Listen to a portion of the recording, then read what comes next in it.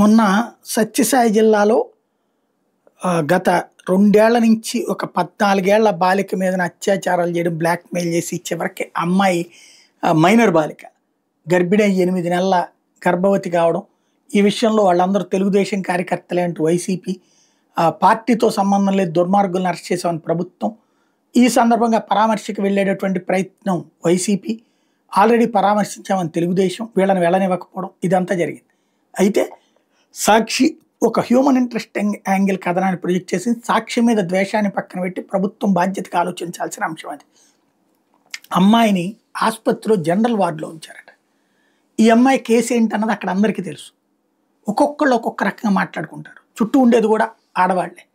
కానీ మాటలు తేడాలు వస్తే ఈమె మానసికంగా కుంగిపోతుంది. జూలై 21న అమ్మాయికి కానిపోతున్నట్టు. అప్పటిదాకా అక్కడే ఉంచాలి. సపరేట్ రూమ్ ఇస్తే ఈ ఇష్యూ ఉండకుండా ఉంటుంది.